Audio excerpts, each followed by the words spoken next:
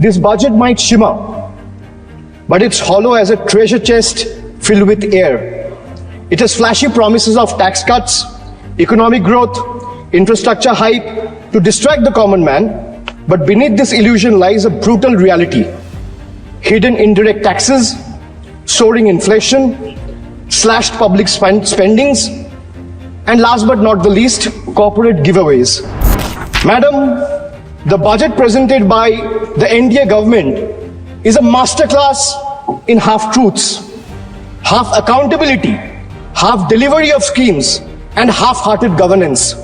From half-built houses under PMAY to half-achieved farmer income targets, the government continues to sell dreams while delivering only fragments of reality. Ma'am, since 2014, in the last 10 years, there have been 1 lakh farmer suicide. That's 1 suicide every hour. These aren't just numbers. They're a grim reminder of a system that abandons those who feed the nation while they conveniently feed lies to the entire country. A reverse Robin Hood. What is a reverse Robin Hood? We know the story of Robin Hood. Taking from the rich and giving to the poor. BJP has mastered the art of taking from the poor and giving it to the wealthy elite. So reverse Robin Hood.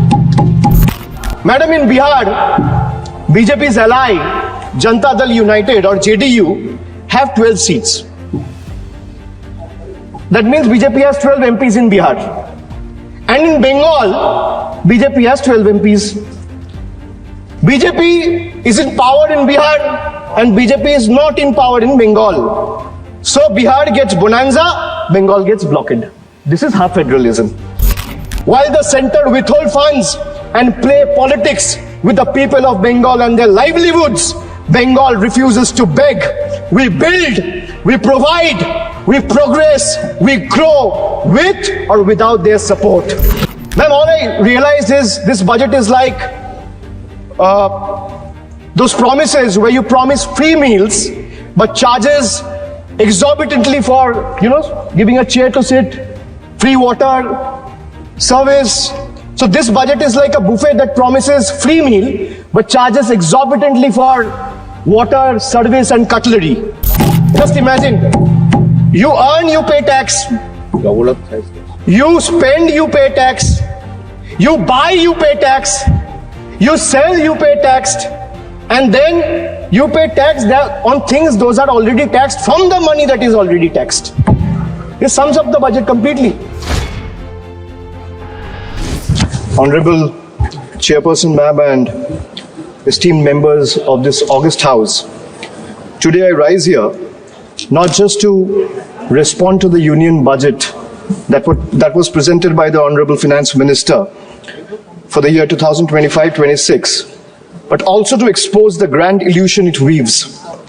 A mirage, a deception, or rather a golden deer budget. Well, all of you must be wondering, why am I referring to this budget as a golden deer budget? The 2025 union budget is nothing but a Marich moment from the Ramayana. An elaborate illusion designed to deceive. Just as the demon Marich took the golden form of deer to lure Ma Sita away, the NDA government has crafted a shiny, dazzling budget promising prosperity while hiding the economic catastrophe beneath. This budget might shimmer, but it's hollow as a treasure chest filled with air. It has flashy promises of tax cuts, economic growth, infrastructure hype to distract the common man, but beneath this illusion lies a brutal reality. Hidden indirect taxes, soaring inflation, slashed public spendings, and last but not the least, corporate giveaways. Just as Ma Sita was misled, the common people are being pulled away from financial stability straight into a fiscal wrecking ball. This government proudly proclaims no income tax for incomes up to 12 lakh rupees. But behind the scenes, they silently ensure the lost revenue is recovered through rising fuel prices, inflated service charges, hidden taxes on daily essentials, and the middle class, much like Lakshman warning Ma Sita, is skeptical, but BJP's propaganda and PR machinery is desperately working overtime to ensure that the common man and the people of this country still chase the golden deer anyway. What is given by one hand is being swiftly taken by the other. Just as in Ramayana, by the time people realize and recognize the deception, the economy has already been handed over to the Ravanas of crony capitalism, while the common man is left struggling to afford groceries, fuel, travel, healthcare, and even a simple movie night, all while being taxed for merely just existing. Madam, the budget presented by the NDA government is a masterclass in half-truths, half accountability, half delivery of schemes, and half-hearted governance. From half-built houses under PMAY to half-achieved farmer income targets, the government continues to sell dreams while delivering only fragments of reality. Infrastructure projects remain half-finished, welfare schemes reach half the beneficiaries, and their failed economic policies cater to half the population, leaving the rest in uncertainty. This is not a vision for developed India. It's a half-baked agenda wrapped in propaganda. Make no mistake, much like demonetization, GST, and the draconian farm laws, the full extent of devastation will only be visible when the smoke clears. I'll start with half-truths. So the NDA government in Maharashtra launched the Ladki Behan. Ma'am, the NDA government in Maharashtra launched the Ladki Behan DBT scheme for women in Maharashtra just before the assembly elections last year to use it as a political bait. Now with the elections over, they have conveniently started scrutinizing beneficiaries, thus removing 60 lakh women from the scheme. This is yet another jumla running deep in your veins, and people see through this betrayal and they are watching. Another betrayal, ma'am. Before the elections, the government promised a legal guarantee for MSP. After the election, the promise have disappeared without a trace. Madam Finance Minister is here and I'm glad she's present in the House. She in her speech mentioned that, and she began her speech with a flourish on agricultural growth. But when it came to MSP, the one demand that every farmer of this country has raised, there was only silence. No legal guarantee, no relief from the crippling debt. Instead of waiving farm loans, the government has increased the Kisan credit limit, which essentially means handing farmers more debt than relief. Since 2014, and whatever data I'm quoting in the House, if the chair wants, I'll lay it on the table of the House before tonight. Ma'am, since 2014, in the last 10 years, there have been 1 lakh farmer suicide. That's one suicide every hour. These aren't just numbers. They're a grim reminder of a system that abandons those who feed the nation while they conveniently feed lies to the entire country. They boasted of digital India, but conveniently ignore the dire state of our schools. While flashy slogans flood social media, the harsh reality is PM Poshan remains stagnant, leaving millions of children without nutritious food.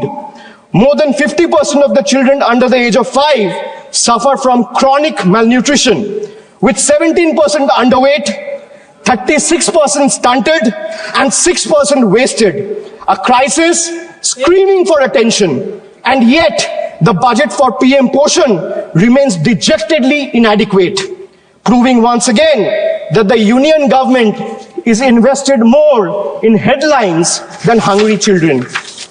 Another half-truth, before the elections, the NDA government or the ruling party, BJP, promised LPG cylinders for all. But in reality, 1.2 crore households, I repeat the figure, 1.2 crore households could not afford even a single refill in 2022-23 because of their exorbitant price hikes.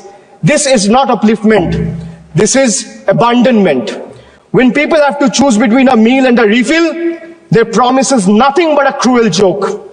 In 2019, the cabinet approved 8,574 crore for the census. Yet in 2005, 2025, today, even after 5 years, only 570 crore has been allocated in this year's budget. 5 years late and still counting. And this is not happening this year either. But why does this matter? Why am I talking about census?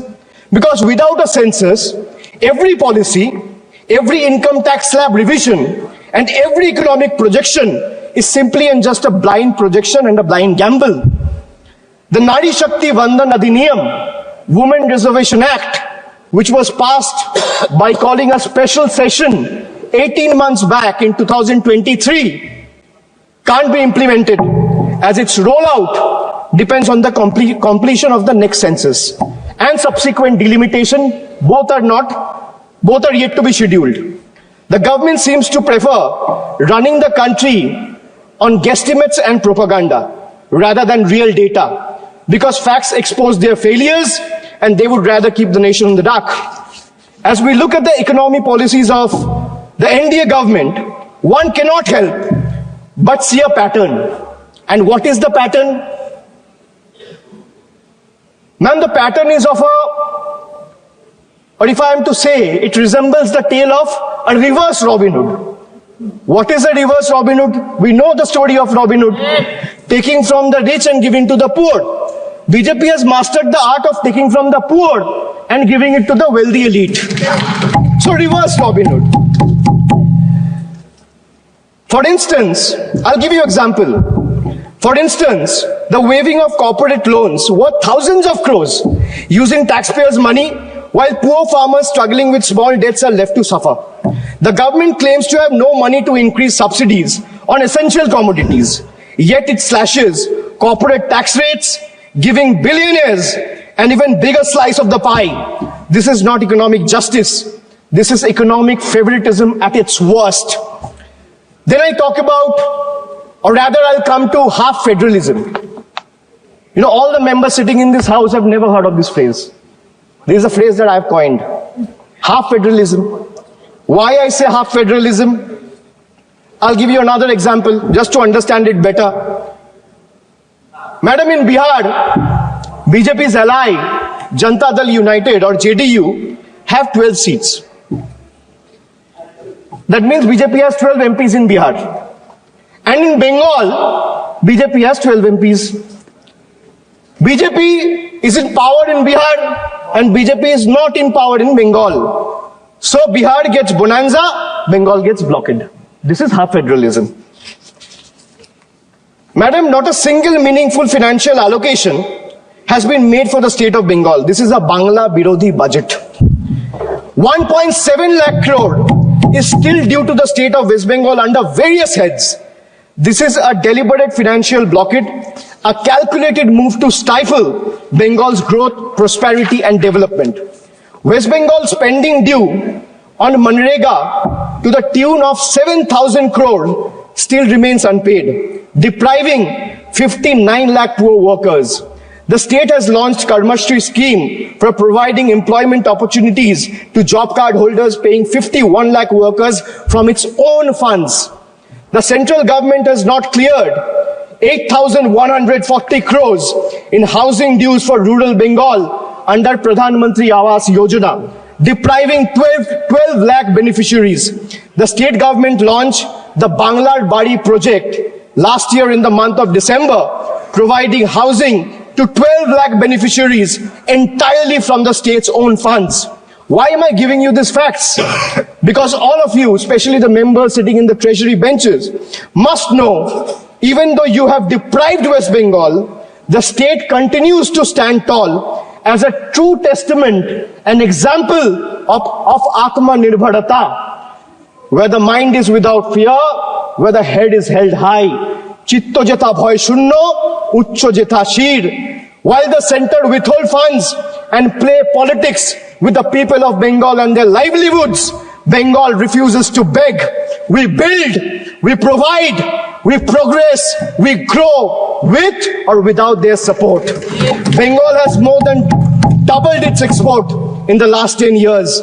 57 lakh new MSMEs have been added, employing over 1 crore people. Bengal's handloom industry employs over 5 lakh workers, which is the second highest in the country.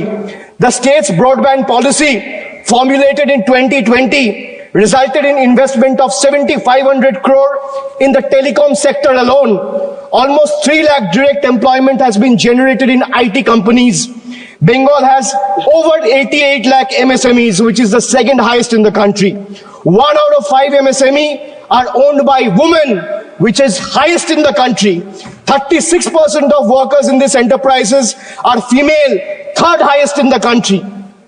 Madam, now I'll come to health.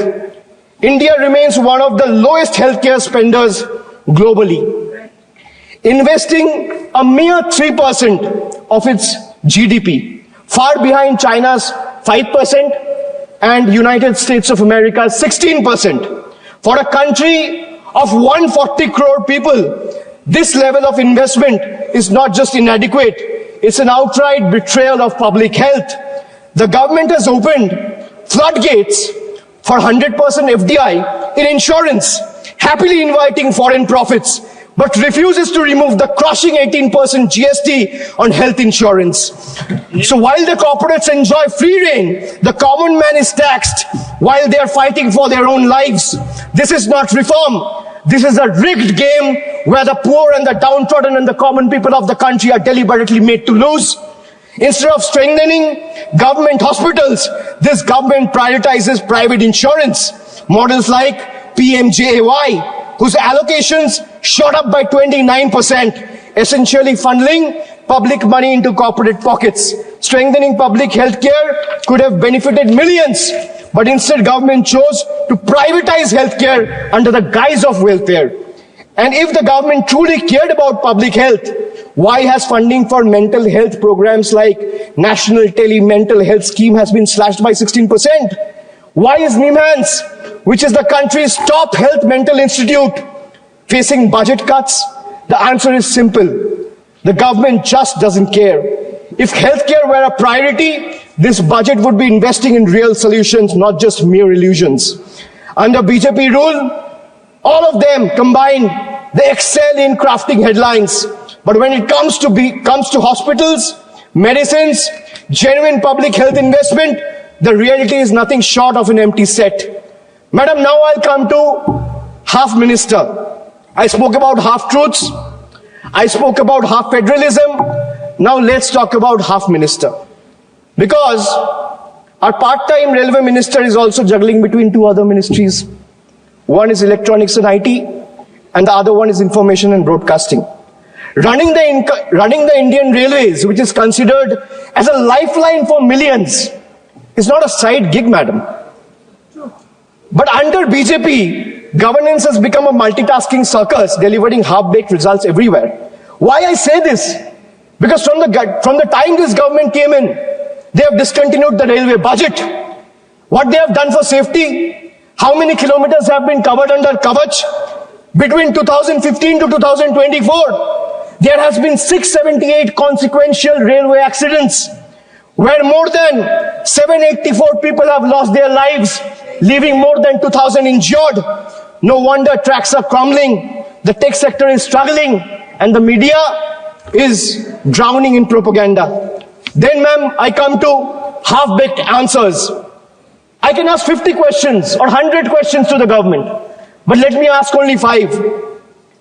Why did you promise the people of this country a $5 trillion economy by 2025? We are in 2025 today, in the month of February. And looking at the rate India is growing, that goal will not even be achieved by 2037. Forget about 2025. Why did you slash funds for LPG connection to poor households by 30% over revised estimates? Why have you slashed funds for crop insurance scheme by 25% over revised estimates? Why has the Data Protection Board of India given only 5 crore rupees when the cost of running Parliament for a single day is more than 9 crore rupees? Why has the budget allocation for minority affairs have been slashed by 57%, decreasing significantly from 1,575 crores in 24-25 to 678 crores in 25-26. These are hard facts. These are data. Ma'am, now I come to half accountability. After half truths, after half federalism, after half minister, after half-baked answers, I come to half accountability. A government is expected to be 100% accountable. But this coalition government believes in half accountability. You all must be wondering, where is the other 50%? Well, that's conveniently covered by the Godi media. Because if you ask them, if you ask the media, according to them, this government is working 200%, is functioning at 200% efficiency. And in their world, in the media's world, there are no failures. Failures are invisible. Questions are forbidden. The only policy is propaganda. Ma'am, let me make just two quick points to prove their half accountability. In price rise, the food inflation in 2024 averaged at 8%. In October, food inflation was at 14 months high. The bottom 5% spends 66 rupees a day, while the cost of 2 veg thalis exceeds 150 rupees. Household savings have dipped to a 50-year low. In case of unemployment, youth unemployment is at a staggering 45%. 3 out of 10 graduates today are unemployed. Under PMKVY, only 18% of the trained candidates were placed. Over 90% of the workforce employed in the informal sector lack job security and benefits. Madam, now I'll come to half delivery. Now let me present before you a few examples of half delivered services. Time and again, this government has misled the people, making tall claims, but has failed to deliver where it truly matters. I'll start with Beti Bachao, Beti Padhao. Launched with much hype and fanfare to promote girl child education and welfare, yet over 80% of the scheme's budget was spent on publicity rather than spending it on the actual benefit for girls. Then I come to Jan Dhan Yojana, bank accounts without bank services.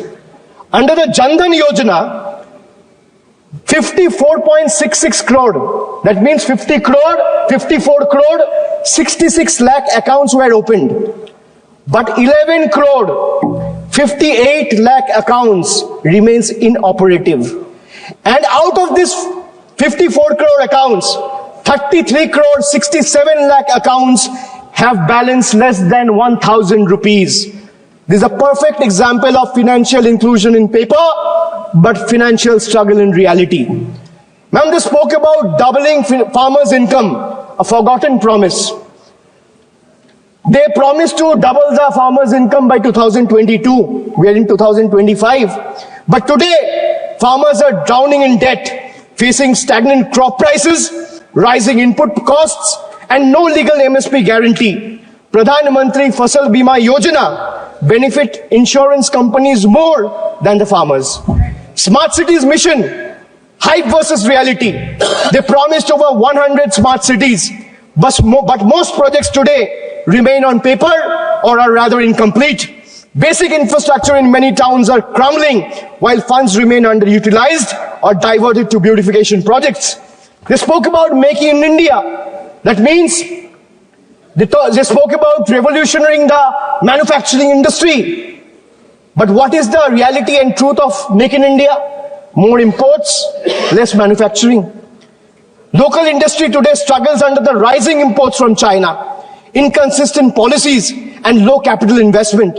Instead of boosting domestic production, India's trade deficit with China has skyrocketed over the years.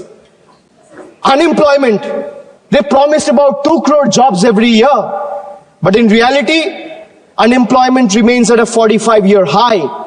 They promised houses for all by 2022, yet another broken promise.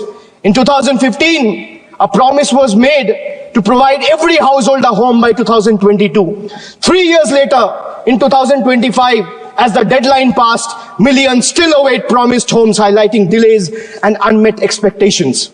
Pattern, if you look at the pattern, big announcement and half execution, or rather zero execution. From infrastructure to education, health to employment, BJP's governance is a pattern of half delivery, grand promises, incomplete execution, and shifting blame when failures are exposed. This budget is like when I went through the budget, I was here when Madam Finance Minister presented the budget, but later I went through the budget document. Ma'am, all I realized is this budget is like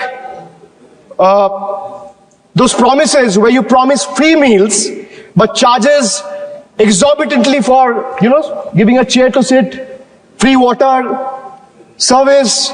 So this budget is like a buffet that promises free meal, but charges exorbitantly for water, service, and cutlery.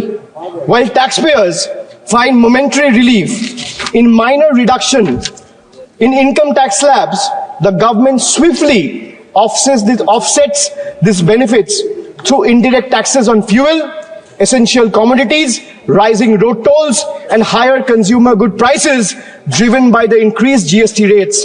It's evident that these reliefs are nothing more than a mere illusion.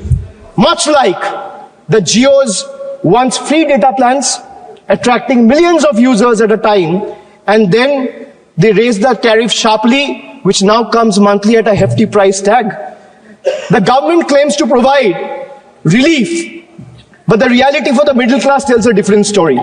Let me give you another small example, and these are real examples. The government claims of an 80,000 tax benefit for an individual whose income is 12 lakh rupees annually. But it's nothing but a misleading farce.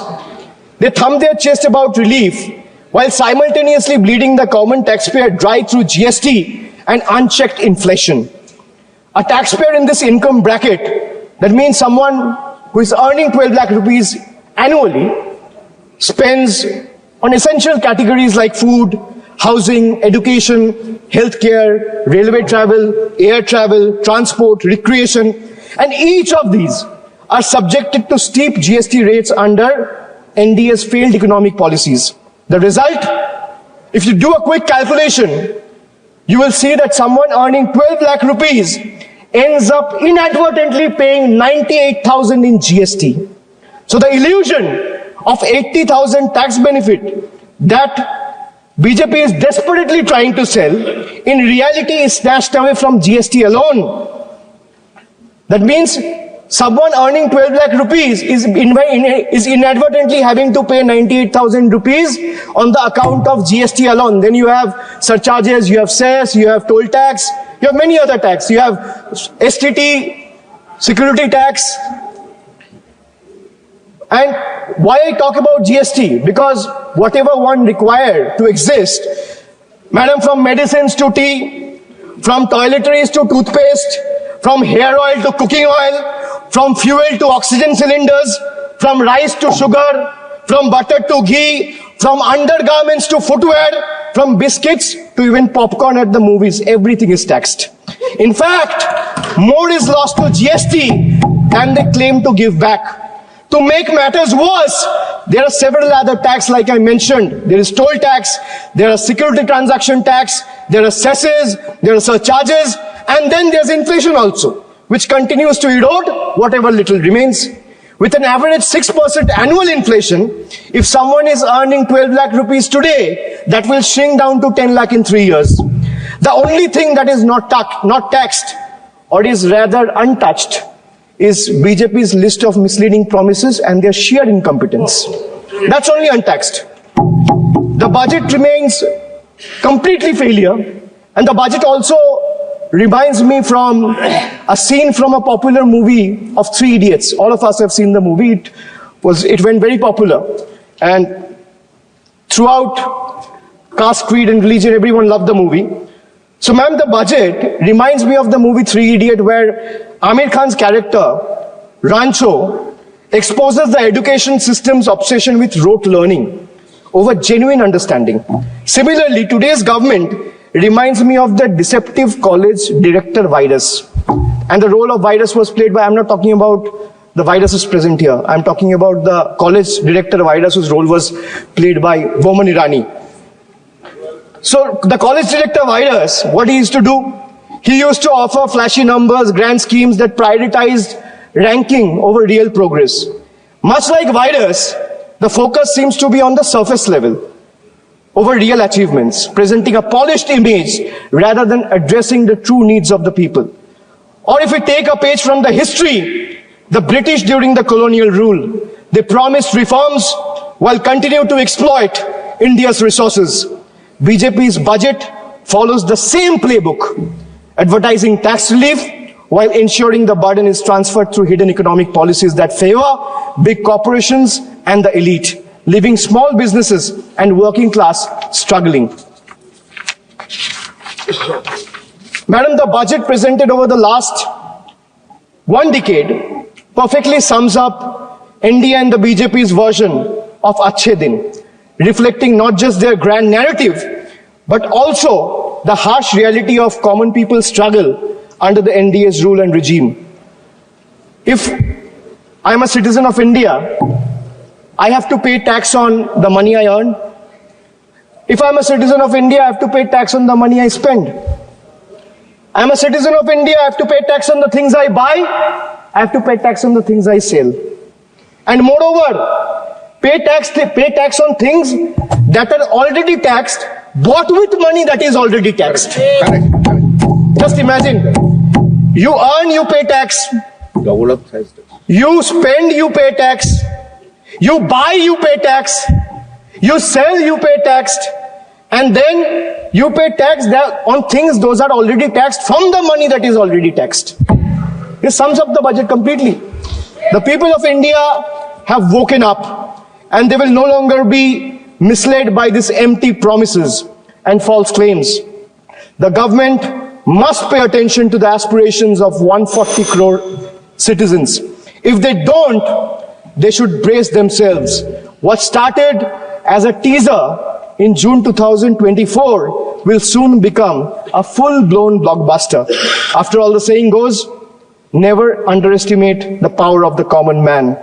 And they are all, every Indians who's watching this, who has seen the budget, who has voted in 24 and is going to vote again, exercise their franchise, they are far better scriptwriters than the BJP members of this house. India now sees the truth clearly. BJP stands for Bhashan, Jumla and Propaganda, where speeches replaces real action. And NDA stands for, well, no prize for guessing, not delivering anything. Thank you, Madam. Jai Hind. Stay ahead with our cutting-edge news app. Instantly access the latest shorts in just 1 minute and breaking news in just 50 words. Download now for a smarter, faster news experience.